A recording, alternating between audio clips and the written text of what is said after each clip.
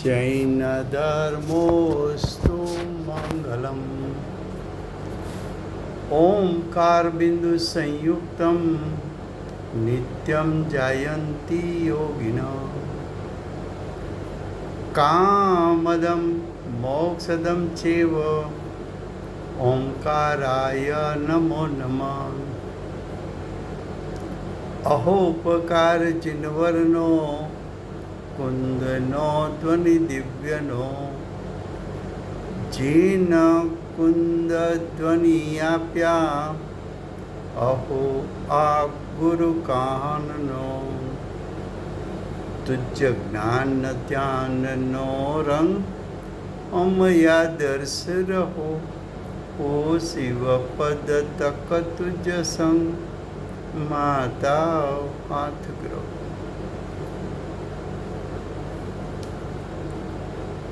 આ સમયસાર નામનું પરમ અધ્યાત્મ શાસ્ત્ર છે. ભગવત કુંકુંદાચાર્ય દેવને માંગલિક કરકે સમયસાર અર્થાત આત્માના ત્રિકાળ શુદ્ધ સ્વરૂપને દર્શાવવાની પ્રતિજ્ઞા કરી છે. આત્માનું ત્રિકાળ શુદ્ધ સ્વરૂપ એનું શ્રદ્ધાન થતાં, એનું જ્ઞાન થતાં, એમાં આચરણ થતાં, પૂજ્ય આચરણ થતાં જીવને સમ્યક દર્શન જ્ઞાન ચારિત્રની પ્રગટતા થાય છે. આવા સમયસાર શાસ્ત્રમાં ત્રીજો અધિકાર પુણ્ય પાપ અધિકાર ચાલે છે. પુણ્ય પાપ અધિકારમાં ગાથા 154, ગાથા 154,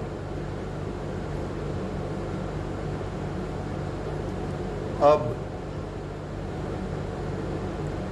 गाथा का हेडिंग है अब का अर्थ है कि ज्ञान मोक्ष का हेतु है, मोक्ष का कारण है, और अज्ञान बंध का हेतु है. ये बात अगली गाथा में आचार्य भगवान ने कहा था. अगली गाथा में क्या कहा था कि ज्ञान मोक्ष का कारण, अज्ञान बंध का कारण. ये आचार्य भगवान ने समझा दिया है. उसके बाद अब फिर से भी उसका अर्थ है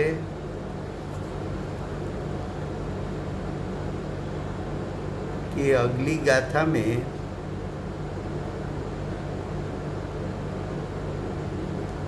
मोक्ष का कारण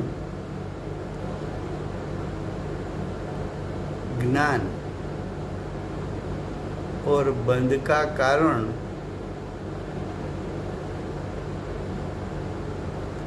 अज्ञान.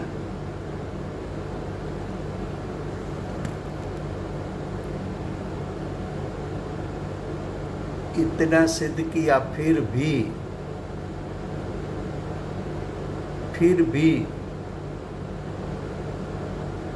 ज्ञानी ने उपदेश दिया. पूज्य गुरुदेव माताजी ने, गुरुदेव ने 45 साल तक बताया कि ज्ञान मोक्ष का कारण है, अज्ञान बंध का कारण है. फिर भी हम अज्ञानी, फिर भी हम सब अज्ञानी कैसे हैं? तो कि पुण्य कर्म के पक्षपाती पुण्य कर्म का पक्ष है, पुण्य कर्म करने का इच्छुक है, पुण्य ग्रहण करने जैसा है, ऐसा हम सब मानने वाले हैं। पुण्य को हम उपादेय मानते हैं। हमारे मुमुक्षु समाज में प्रश्न करो कि पुण्य कर्म करने जैसा है कि छोड़ने जैसा, तो सभी लोग शब्द से तो बोलेंगे कि पुण्य कर्म छोड़ने जैसा है, करने जैसा नहीं है। फिर भी सुबह उठकर आत्मा की अनुभूति करते हैं कि पंच परमेष्टि का नाम लेते हैं। सुबह में उठकर आत्मा की अनुभूति करते हैं कि जिन मंदिर पर अभिषेक करने के लिए जाते हैं। इतना सुनने के बाद सुबह उठकर सम्यक दर्शन प्राप्ति का पुरुषार्थ करते हैं कि भगवान का दर्शन करने के लिए मंदिर पर जाते हैं। इतना सुनने के बाद सम्यक दर्शन प्राप्ति का पुरुषार्थ करते हैं कि भगवान की पूजा के लिए जाते हैं।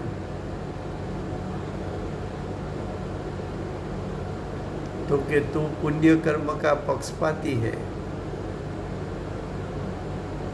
तुझे पुण्य कर्म करने जैसा लगता है, तुझे पुण्य कर्म उपादेय लगता है, तुझे पुण्य कर्म ग्रहण करने जैसा लगता है, तो पुण्य कर्म का इच्छुक है।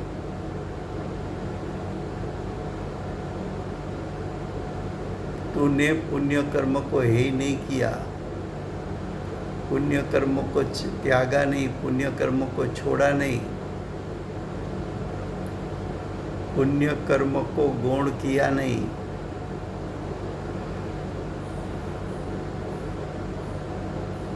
तो कि पुण्य कर्म का पक्षपाती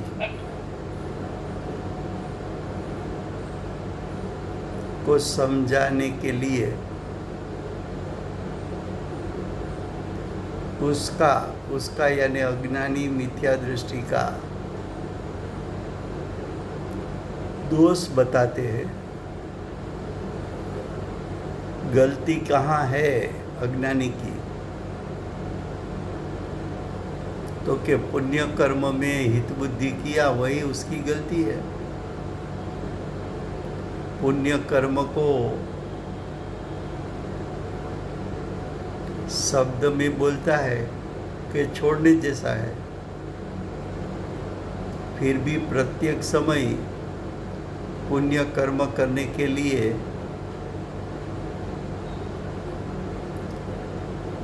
कहीं प्रतिष्ठा आदि हो,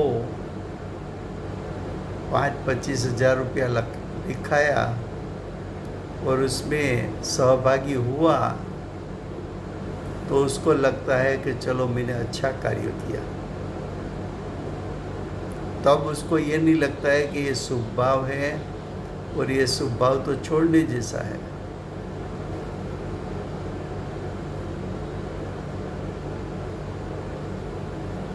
क्या कहा? अब फिर से भी पुण्य कर्म के पक्षपाती को समझाने के लिए पक्षपाती का दोष बताते हैं। पक्षपाती कौन है? तो क्या अज्ञानी। पक्षपाती कौन है? तो कि मिथ्या दृष्टि। तो मिथ्या दृष्टि की गलती क्या है? अज्ञानी की गलती क्या है? वो आचार्य भगवंत 154 गाथा में बताने वाले हैं। फिर से गुजराती में। गाथा 154 पेज 247। गाथा 154 हेडिंग है हवे। हवे शब्दनो अर्थ है कि આગલી ગાથામાં આચાર્ય ભગવંતે સમજાવ્યું હતું કે જ્ઞાન મોક્ષનું કારણ છે અને અજ્ઞાન બંધનું કારણ છે. એટલું સમજાવ્યા પછી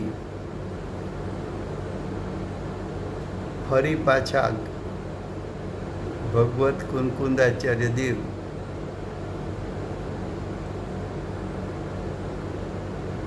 શું સમજાવવા માગે છે?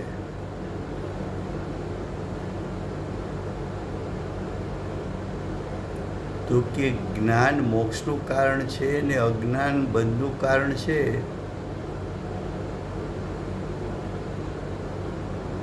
એ વાત હજી અજ્ઞાનીએ સ્વીકારી નથી, શબ્દના માધ્યમથી સ્વીકારી. પણ પ્રયોગમાં શું,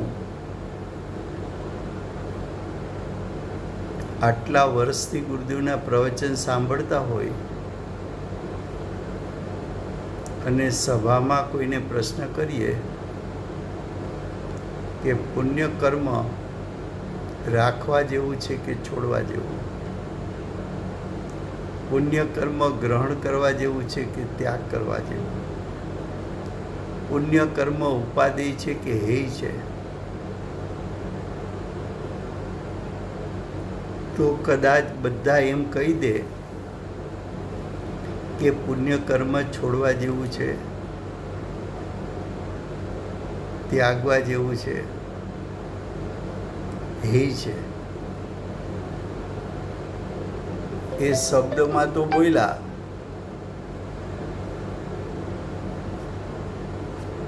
શબ્દના માધ્યમથી તો કહ્યું, પણ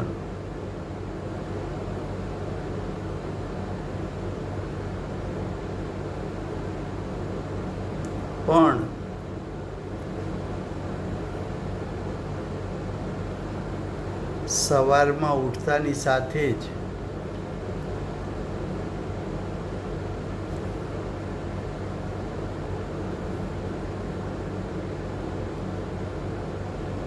અજ્ઞાની જીવ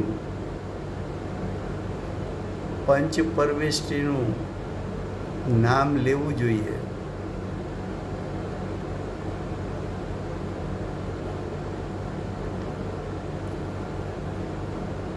પણ ઉઠતાની સાથે સમ્યક દર્શન પ્રાપ્ત કરવું જોઈએ એવો અભિપ્રાય નથી. સવારમાં ઉઠતાની સાથે નાહી ધોઈને અભિષેક કરવા જવું જોઈએ, પણ સમ્યક દર્શન પ્રાપ્ત કરવું જોઈએ એવો ભાવ એને આવતો નથી.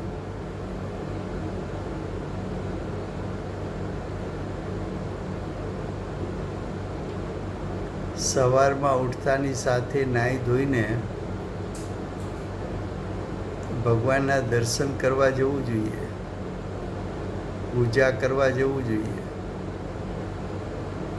પણ સવારમાં ઉઠતાની સાથે સમ્યક દર્શન પ્રાપ્ત કરવું જોઈએ એવો ભાવ આવતો નથી. બેનશ્રી તો એમ કહેતા કે સવારે ઉઠતાની સાથે આત્માની અનુભૂતિ ન કરીએ તો આ દિવસ ઉગ્યો શું કામનો?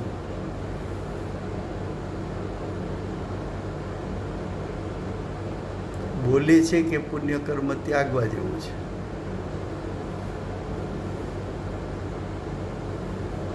પણ ઉઠતાની સાથે સ્વભાવમાં હે બુદ્ધિ નથી ઉપાદેય બુદ્ધિ છે, માટે ઉત્સાહની સાથે પુણ્ય કર્મ કરે છે, પણ પુણ્ય કર્મને હેય કરવાનો પુરુષાર્થ કરતો નથી, પુણ્ય કર્મને ત્યાગવાનો પુરુષાર્થ કરતો નથી, પુણ્ય કર્મ છોડવા જેવું છે એવી ખટક પણ એને નથી. એવા જીવને પક્ષપાતી કીધો. પક્ષપાતી કહેતા હજી પુણ્ય કર્મ કરવા જેવું છે એનો આગ્રહી છે, પુણ્ય કર્મનો ઈચ્છુક છે, હજી એને પુણ્ય કર્મમાં ઉપાદેય બુદ્ધિ લાગે છે, પુણ્ય કર્મ એને ગ્રહણ કરવા જેવું લાગે છે. એવા જીવને આચાર્ય ભગવાન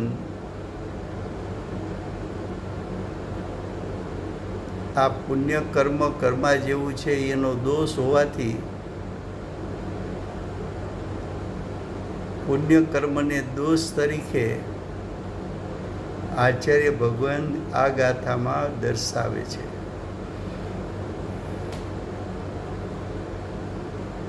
ગાથા 154 હરિગીત સાથે ગાયા પછી ગાથાર્થ. પરમાર્થ બાય જીવો રે જાણે નયે તું મોક્ષનો, અજ્ઞાનથી તે પુણ્ય છે એ તુજે સંસારનો. ગાથાર્થ. જેવો જેવો એટલે પુણ્ય કર્મના પક્ષપાતી. જેવો એટલે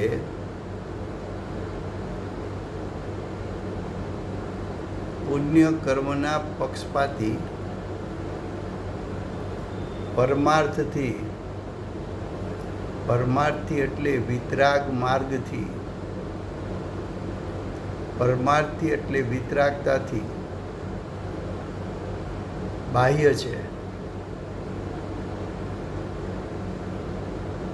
શું કહ્યું? પરમાર્થ માર્ગ કયો? સત્યાર્થ માર્ગ કયો?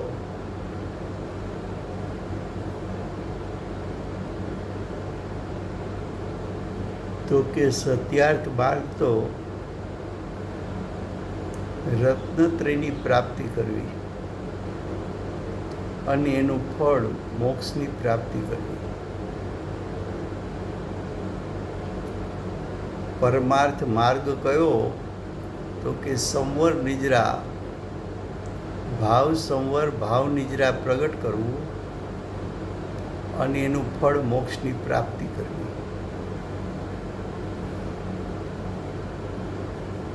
પરમાર્થ માર્ગ કયો? તો કે સમ્યક જ્ઞાન પ્રગટ કરીને ત્રણ કાળ ત્રણ લોકને જાણનારું જ્ઞાન, કેવળ જ્ઞાનને પ્રગટ કરવું. પરમાર્થ માર્ગ કયો? તો કે પુણ્ય પાપના ભાવોને છોડીને, પુણ્ય પાપને રોકીને સંવર નિજરાની પ્રગટતા કરવી. પરમાર્થ માર્ગ કયો? તો કે માત્ર પાપ કર્મ નહીં પણ પુણ્ય પાપ બંને કર્મનો ત્યાગવું અને શુદ્ધતાની પ્રગટતા કરવી. અહીં કહે છે કે જેઓ એટલે પુણ્ય કર્મના પક્ષપાતીઓ, પરમાર્થથી એટલે વિતરાગથી, વિતરાગ માર્ગથી બાહ્ય છે, એ વિતરાગ માર્ગમાં જ નથી.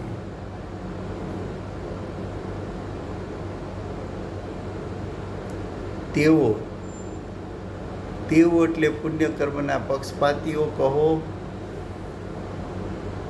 અજ્ઞાની કહો કે મિથ્યા દૃષ્ટિ કહો, બધી વાત એક જ છે. તેઓ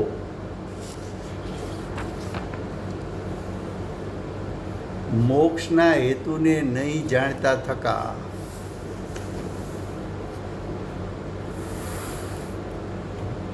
પુણ્યકર્મના પક્ષપાતી. પણ આચાર્ય ભગવંત આગલી ગાથામાં તમે અમને સમજાવ્યું તો ખરા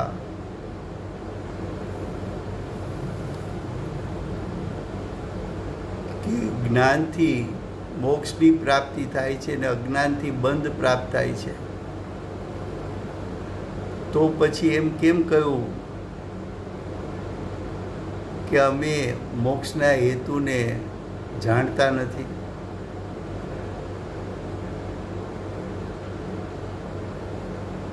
મોક્ષના કારણને અમે જાણતા નથી એમ કેમ કહો છો? તો કે ઉપલબ્ધ જ્ઞાનમાં તો તે સ્વીકાર કર્યો,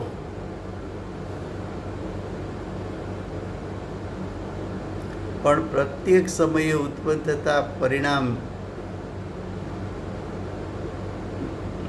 તારી અજ્ઞાન દશાને કારણે પુણ્ય પાપના પરિણામ ઉત્પન્ન થાય છે. ત્યારે પાપ કર્મ તને છોડવા જેવું લાગે છે, છોડે પણ છે, પણ પુણ્ય કર્મ છોડીને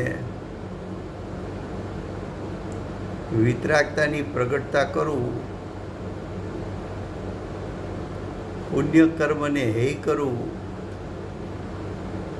પુણ્ય કર્મની ઉત્પત્તિ તને ખટકતી નથી માટે છોડવા જેવી લાગતી નથી માટે તારી એમાં ઉપાદેય બુદ્ધિ છે અને માટે તું પુણ્ય કર્મનો ઈચ્છુક છો. માટે તું મોક્ષના હેતુને નહીં જાણતા થકા મોક્ષ એટલે ભાવ કર્મ, દ્રવ્ય કર્મ, નો કર્મથી રહિત દશા. મોક્ષ એટલે કસાય નો કસાયથી મુક્ત દશા. મોક્ષ એટલે ઘાતી અઘાતી કર્મોથી રહિત દશા. મોક્ષ એટલે શરીર અને 10 પ્રકારના પરિગ્રહથી રહિત દશા. એનો હેતુ, મોક્ષનો હેતુ એટલે કારણ, એનું કારણ નહીં જાણતા થકા. અરે આગલી ગાથામાં, આગલા શ્લોકમાં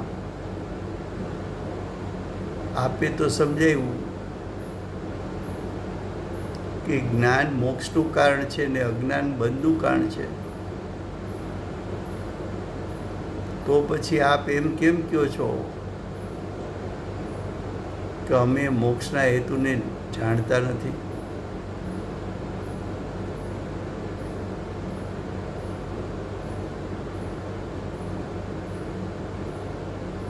તો કે છે જો કે પુણ્ય સંસાર ગમનનો હેતુ છે. પુણ્યનું ફળ શું? પુણ્ય કર્મનું ફળ શું?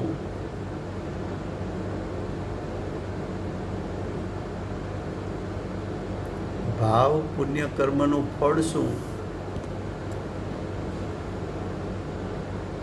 સાચા દેવશાસ્ત્ર ગુરુની તું દર્શન કરે એ પરિણામનું ફળ શું?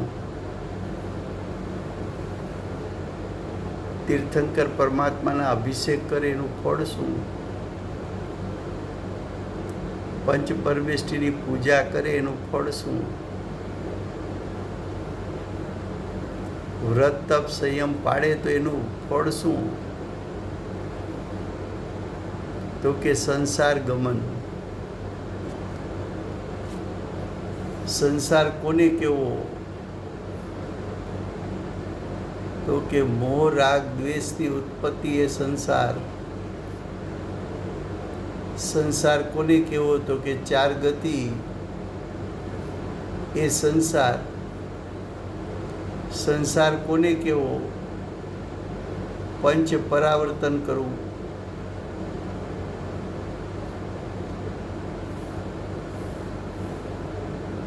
સંસાર કોને કહેવો? તો કે જ્યાં આકુળતાનું વેદન કરવું.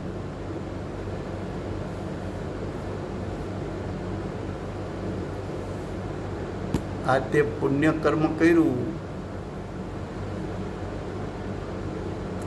એનું ફળ. પુણ્યકર્મ છે શુભરાગ. શુભરાગ મિથ્યાત્વ સહિતનો છે. એ તો મિથ્યાત્વ સહિતનો કસાય છે. મિથ્યાત્વ સહિતના કસાયથી તો ભાવહિંસા થાય છે. ભાવહિંસા દુઃખનું કારણ છે, આકુળતાનું કારણ છે. એ ભાવહિંસાના પરિણામ એનું ફળ ચાર ગતિ છે. ગુરુદેવ બેનશ્રીના બોલમાં ચૈતન્યમાંથી પ્રગટેલી ભાવના, આત્મામાંથી પ્રગટ થયેલી ભાવના, આત્મામાંથી પ્રગટ થયેલા પરિણામ, એનું જો ફળ ના આવે તો વિશ્વને શૂન્ય થવું પડે.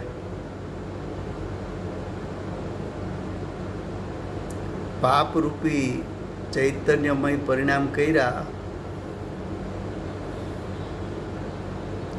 એનું ફળ તિર્યંચ અને નરક ગતિ ના આવે તો વિશ્વને શૂન્ય થવું પડે. અને શુભભાવ ઉત્પન્ન કર્યા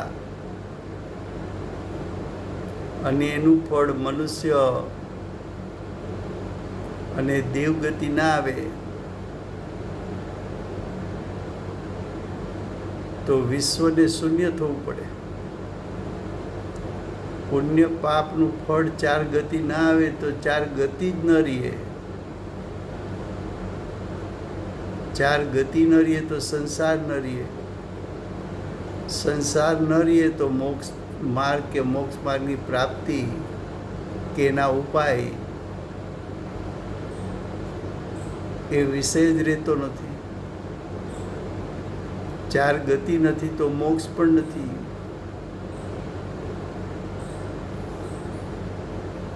સુત્તા રૂપે તું પરિણમે એનું ફળ મોક્ષ માર્ગ અને એનું ફળ મોક્ષની પ્રાપ્તિ ન થાય. સિદ્ધ પદ ન મળે તો સિદ્ધ પદ રહે નહીં.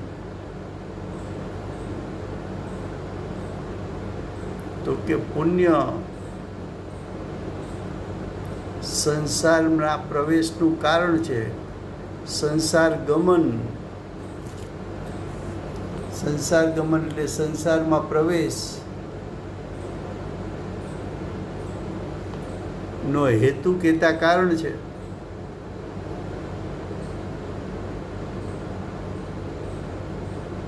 તો પણ શું કહે છે? આગલી ગાથામાં મેં કહ્યું હતું કે જ્ઞાન મોક્ષનું કારણ છે ને અજ્ઞાન બંધનું કારણ છે. તો પણ હજુ તને ઊંડે ઊંડે અનાદિના સંસ્કારને કારણે પુણ્ય કર્મ હિતકારી લાગે છે.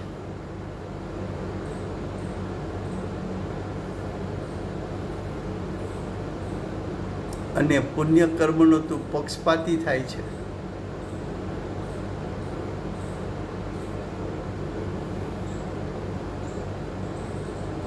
અને એનું ફળ સંસારમાં ગમન થાય છે. તો પણ આટલું કહ્યા પછી પણ આટલી વાત ન્યાય યુક્તિથી સિદ્ધ કર્યા પછી પણ અનાદિકાળના સંસ્કારને કારણે શું થયું? પુરુષાર્થની નબળાઈને કારણે શું થયું? તો કે એ પક્ષપાતી જીવ, એ અજ્ઞાની જીવ, મિથ્યા દૃષ્ટિ જીવ પુણ્યને ઈચ્છે છે.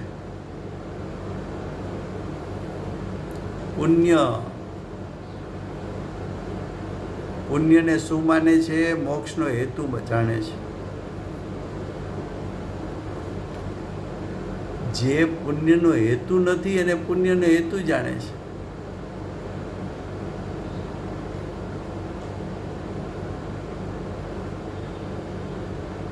તો કે પુણ્યનો હેતુ જાણી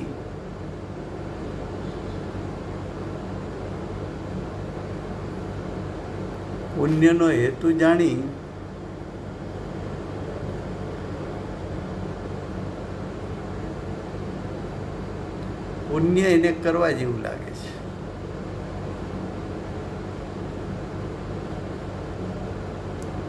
અનાદિનો મિથ્યા દૃષ્ટિ એટલે આપણે, અનાદિના અજ્ઞાની એટલે આપણે, પુણ્યના પક્ષપાતી એટલે આપણે.